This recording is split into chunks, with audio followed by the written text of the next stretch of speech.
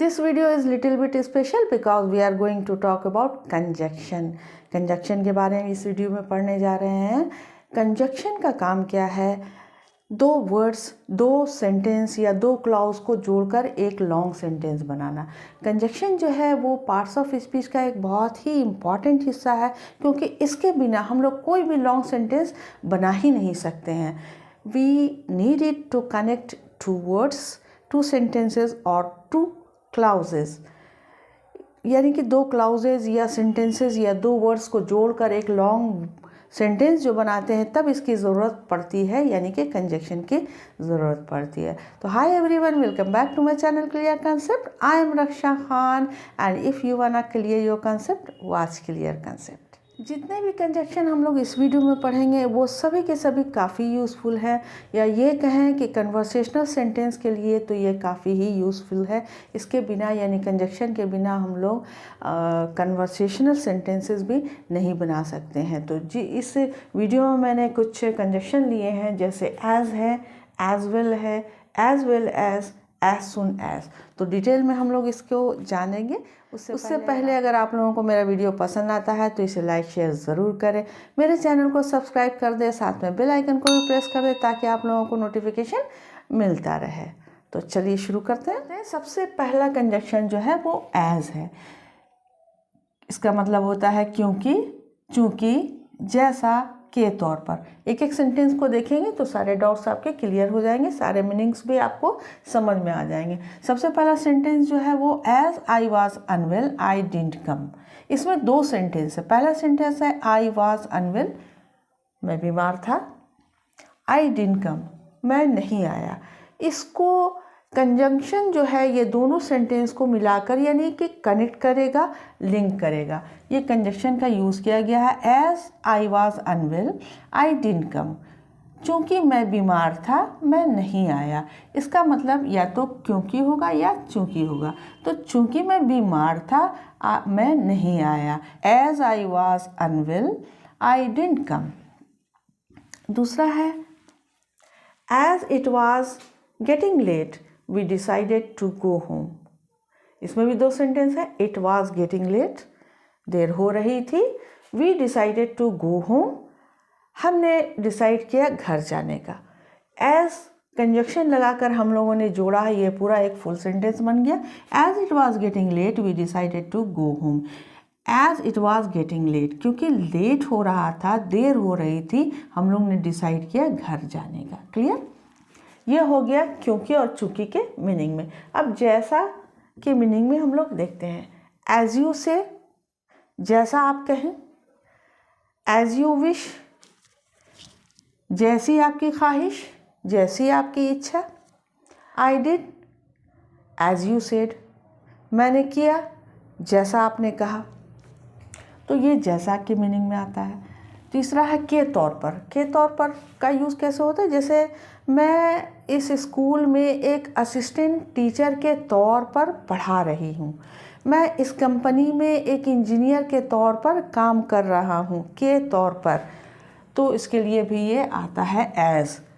I am working here as an engineer, मैं यहाँ काम कर रहा हूँ एक इंजीनियर के तौर पर। यहाँ पर एज का मतलब क्या हो गया?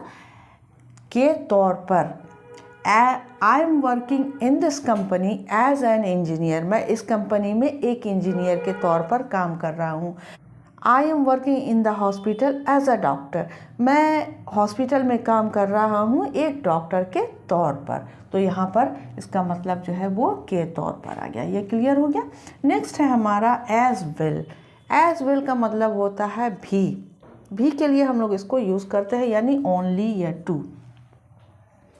आई am a good person as well, मैं एक अच्छा इंसान भी हूँ। I am a good mother as well, मैं एक अच्छी माँ भी हूँ। ये इसका मतलब भी हो गया।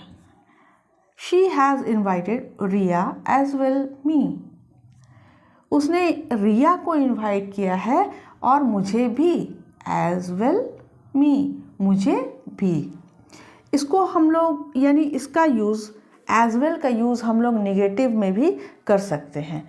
जैसे यहाँ पर एक सेंटेंस निगेटिव में बना हुआ है, he doesn't understand math and English as well, यानी कि वो मैथ नहीं समझता है और इंग्लिश भी नहीं समझता है भी।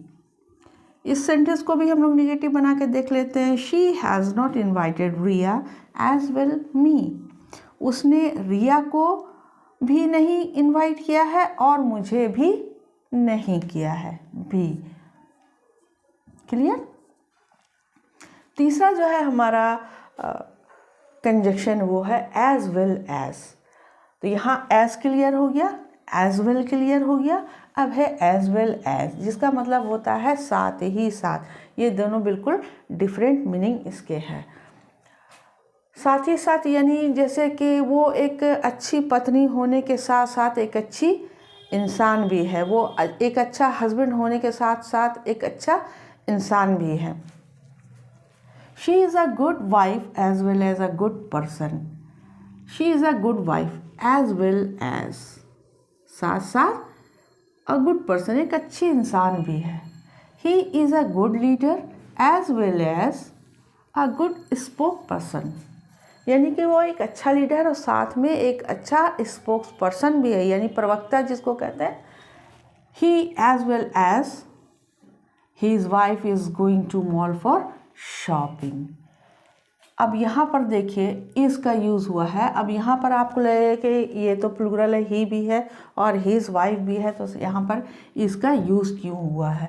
तो इसका यूज़ यानी कि यहाँ पर जो भी वर्ब का यूज़ होता है, या हेल्पिंग वर्ब हो या मेन वर्ब हो, वो जो सब पहला वाला जो सब्जेक्ट है इसके हिसाब से इसका यूज़ होता है। ये ही है तो ही के साथ इज़ लगता है, इसलिए यहाँ पर इसका यूज़ हुआ है। He as well as his wife is going to mall for shopping, यानी कि वो साथ साथ उसकी वाइफ भी मॉल में शॉपिंग के लिए जा रहे हैं। हाँ, बोलचाल के लिए आप ऐसा कर सकते हैं कि अगर अक्सर ऐसा होता है बोलचाल में हम लोग यूज़ करते हैं, आर का भी यूज़ कर लेते हैं, लेकिन इस तरह से यूज़ नहीं होता। वो जल्दी में बोल देते हैं ही एंड हिज वाइफ, तब यहाँ पर आप आर का यूज़ कर सकते हैं। He and his wife as well as are going to mall. लेकिन जब आप रिटर्न में आइएगा तो ये इसी तरह से यूज़ होगा, सब्जेक्ट के हिसाब से एज वेल एज दो सब्जेक्ट के बीच में रहेगा और इसके हिसाब से यहाँ पर आपको वर्ब या हेल्पिंग वर्ब का यूज़ होगा। इसको देखिए, she as well as I, यानी कि वो भी और साथ साथ मैं भी, इज़ लर्निंग इंग्लिश, यानी कि वो भी साथ में साथ साथ मैं भी इंग्लिश सीख रहा हूँ। अब यहाँ पर आई के साथ इस जो है वो थोड़ा अटपटा लग रहा है, लेकिन ये सही है क्योंकि इसका यूज़ जो है ये पहला वाला जो सब्जेक्ट है इसके हिसाब से किया गया है और इसके हिसाब से ही किया जाता है। दो सब्जेक्ट के बीच में अगर एज वेल एज आता है तो यहाँ पर जो वर्ब हो या हेल्पिंग वर्ब हो या मेन वर्ब हो, उसका यूज़ पहले वाले सब्जेक्ट के हिसाब से किया जाता है। She as well as I is learning English, यानी कि वो और साथ साथ में मैं भी इंग्लिश सीख रही हूँ। नेक्स्ट है एज सून एज, जैसे ही या ज्यों ही, इसका मतलब होता है जैसे ही और ज्यों ही। एज सून एज, इसका यूज़ आप दोनों तरीके से कर सकते हैं, यानी सेंटेंस के शुरू में कर सकते हैं। इसमें भी दो क्लाउज हैं और दो क्लाउज में पहले वाले क्लाउज के साथ भी कर सकते हैं और दूसरे वाले क्लाउज के साथ भी कर सकते हैं। पहले इसको देख लेते हैं। As soon as the bell rang, जैसे ही बेल बजा, the student ran out of the class, student जो है वो क्लास के बाहर दौड़ गए।